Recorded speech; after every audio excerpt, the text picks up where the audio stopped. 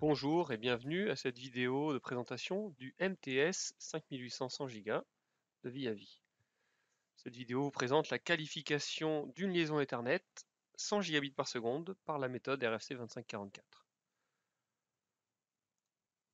Pour cet exemple, nous allons prendre un circuit Ethernet point à point entre deux sites A et B, reliés par une liaison DWDM par exemple ou autre. Et nous allons qualifier cette liaison, qualification de liaison bout en bout, avec des mesures de débit, perte de paquet, latence et giga de paquet. D'un côté, le MTS 5800, qui va générer le trafic et analyser le trafic en retour. De l'autre côté, une boucle physique ou une boucle logicielle dans l'équipement, voire un deuxième appareil de mesure pour faire cette boucle. Les tests possibles peuvent être des tests manuels, c'est idéal surtout en dépannage pour des utilisateurs expérimentés. Le test RFC 2544, qui est un test standardisé et reconnu dans l'industrie, ou enfin un test Y.1564, idéal pour les mises en service. Cette vidéo présente le test RFC 2544. Voici le MTS 5800 100 Go que l'on voit ici avec une optique QSFP 28 branchée ainsi que des fibres branchées dedans. On va faire un zoom et présenter. Voici l'écran d'accueil, l'écran de choix du test. Je pourrais choisir un raccourci vers mon test RFC 2544 si j'ai déjà personnalisé cet écran d'accueil. Dans le cas contraire, je peux retrouver dans le menu à gauche Ethernet, 100 Go, RFC 2544, le test en couche 2 Ethernet ou en couche 3 en IP, couche 2 ici pour cet exemple. Quand le test se lance, je rentre dans un environnement très guidé, très aidé pour la réalisation de ce test. On va me poser des questions et je vais être guidé par certaines flèches. Je peux charger la configuration à partir d'un profil existant ou créer une configuration ou modifier une configuration déjà existante. Je vais commencer par charger une configuration démo vidéo. Puis je me laisse guider, on me propose de lancer les tests et j'arrive sur cette première page. Cette page est un quick check, une vérification rapide, qui va me permettre de perdre 30 à 40 secondes pour vérifier que tout est bien en place pour la réalisation du test. Premièrement, qu'en local, je suis bien connecté à un port actif à 100 gigabits par seconde en full duplex. Tout va bien de ce côté-là. Ensuite, dans un deuxième temps, la recherche d'une boucle à l'extrémité. Le test que je vais faire, c'est un test qui nécessite d'envoyer du trafic. Le trafic doit me revenir. Donc, j'ai besoin d'une boucle à l'extrémité. Troisième chose, une fois que la boucle est déterminée, ça va être une boucle matérielle dans mon cas,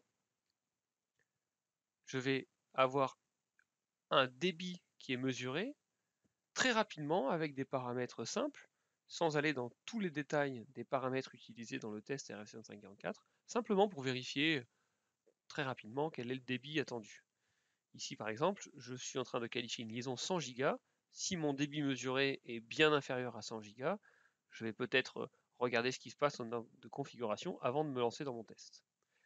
Débit mesuré, je vois 100 000 mégabits par seconde, 100 gigabits par seconde, tout va bien. Je viens à l'écran suivant et je lance enfin les tests de la RFC 2544. Les tests vont démarrer, débit, latence, giga de paquet, puis trame perdue dans un deuxième temps. On peut voir l'état ici des tests, qui peuvent être vert ou rouge si nous avons mis des seuils, ou simplement bleu pour dire que les tests sont terminés, si ce sont des tests qui n'ont pas de seuil, bon, pas bon. En allant voir ici, je vais obtenir des résultats de mesure au fur et à mesure des tests réalisés.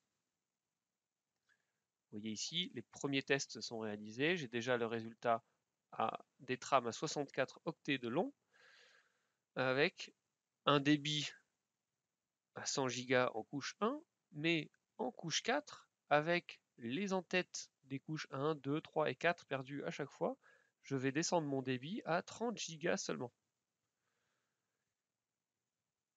C'est quelque chose qui est beaucoup moins visible quand on a des trames de 1518 octets, parce que là, la part de l'entête est bien plus limitée, et on voit que même en couche 4, on retrouve encore 96 Go disponibles.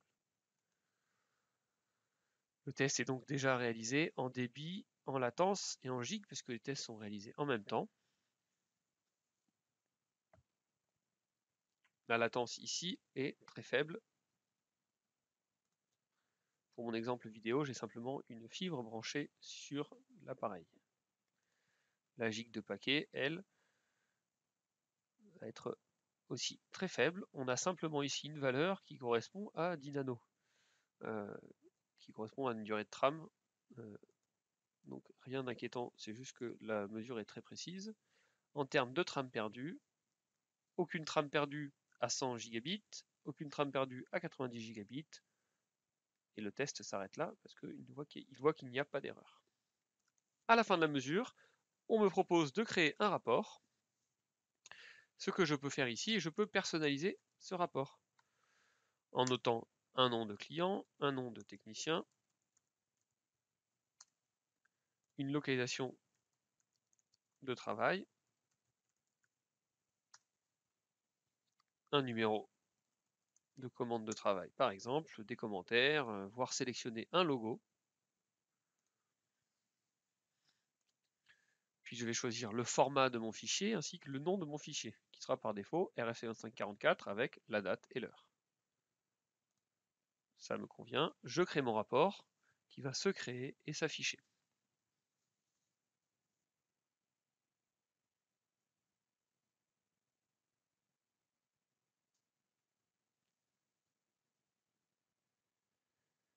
J'ai mon rapport avec le logo, l'information principale qui est que le test est bon, vert. Ensuite, les informations du test avec test client, technicien, salle de transmission, 1, 2, 3, 4, 5, 6, tout ce que j'ai rentré, l'instrument qui a fait le test, avec la version logicielle, la date et l'heure, et ensuite le détail des résultats. D'abord information de débit, sous forme de graphique et de tableau, information de latence, information de gig, et ensuite information de perte de trame. À la fin du rapport se trouveront toutes les informations de configuration du test. Car par exemple, j'ai choisi des trames à 64 octets et des trames à 1518 octets seulement. Tout ça est noté dans le rapport de mesure, les résultats avec la configuration. Voilà, j'ai maintenant réalisé mon test, mon rapport est enregistré, je pourrais l'exporter par tous les moyens existants, clé USB, le cloud StrataSync, l'application téléphone Mobile Tech App, ou encore le serveur FTP. Je vais maintenant vous montrer comment changer la configuration, et c'est ce que j'aurais pu choisir au tout début du test. Dans ce cas, je vais passer par plusieurs étapes successives pour configurer mon test. Première chose, je suis capable de faire un test avec des mesures de trafic ascendant et descendant séparées, seulement si je possède un deuxième appareil. Dans ce cas-là, si j'ai une erreur, je saurai si elle est à l'aller ou au retour. Je peux même avoir des débits dans ce cas symétriques ou asymétriques, voire unidirectionnels. En général, le plus utile, c'est le test symétrique réalisé avec une boucle, qui nécessite donc un seul appareil. On va régler le type de trame en Ethernet type 2 ou DX ou 802.3, la présence de VLAN. Si on a un VLAN, on va pouvoir noter le numéro du VLAN. On va pouvoir utiliser un gabarit de configuration. Le gabarit de configuration est une aide à la configuration de certains seuils. Par exemple, pour un lien continental, le Metro Ethernet Forum, à travers le MEF 23.1, recommande une perte de trame tolérée de 0,25%, un seuil de latence à 230 millisecondes, ainsi qu'un seuil de gig de paquet à 40 millisecondes. On peut appliquer ce gabarit et on va retrouver ces valeurs plus tard dans la configuration. Je pourrais les modifier encore. Ensuite, on va avoir un choix des tests à réaliser. J'ai choisi dans cet exemple le débit, la latence, les trames perdues, ainsi que la gig de paquet, qui n'appartient pas à la RFC 2544, mais que nous avons ajouté ici, parce que c'est intéressant. Les deux tests back-to-back et system recovery sont inutiles dans le cas où l'on teste une liaison qui est pour lequel le résultat est 100% de la vitesse de l'interface. Dans ce cas, on a une interface de mesure, interface de raccordement à 100 gigabits par seconde et je teste une liaison à 100 gigabits par seconde. Donc il est inutile de tester est-ce qu'on peut envoyer des rafales à travers ce test back-to-back. Et il est inutile de tester combien de temps le système va mettre à se remettre sur ses pieds, à faire un recovery, à revenir fonctionnel après une surcharge de ce système, parce qu'on ne devrait pas tomber dans une surcharge, parce qu'il devrait encaisser les 100 gigabits en entier. Ensuite, pour le test total, on a ici le choix d'utiliser soit du pourcentage, soit des mégabits par seconde en termes d'unité de débit. La bande passante maximum que j'autorise l'équipement à utiliser, ici c'est 100 Go, mais je peux limiter ce chiffre-là si je fais un test sur un réseau réel et que je ne veux pas surcharger ce réseau. Je vais ensuite choisir les trams. Et on voit ici des valeurs 68 au minimum, 1522. Il y a 4 octets de plus que les valeurs que j'ai utilisées précédemment, car on a un VLAN que j'ai ajouté dans la configuration. Je peux choisir ici différentes tailles de trams avec des valeurs jusqu'à 10 000 octets pour les trams jumbo. Ensuite, dans le test de débit, quel est le processus utilisé pour trouver le débit max? Il y a deux processus utilisés. Dès qu'on est sur une liaison qui utilise 100% de l'interface disponible, 100 gigabits par seconde par exemple dans notre cas, le standard RFC 2544 est très bon.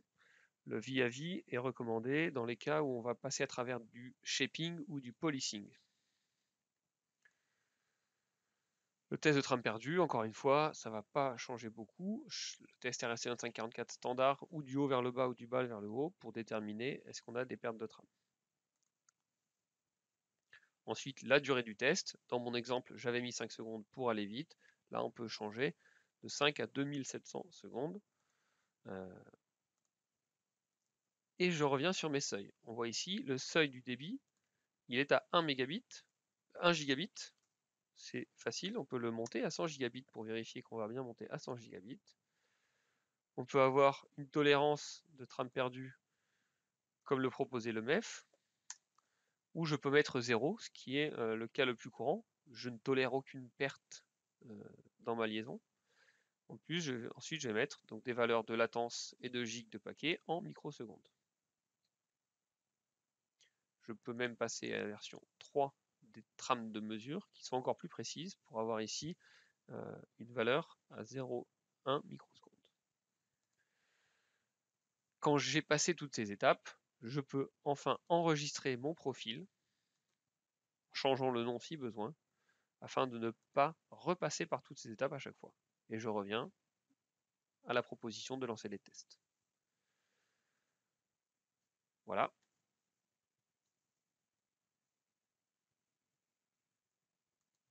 Voici donc la présentation du test de RFC 2544. Pour toute information complémentaire, vous pouvez contacter vis-à-vis Solutions aux coordonnées qui s'affichent. N'hésitez pas à aller sur notre site web où vous pouvez commander un poster 100 Go. Merci et à bientôt.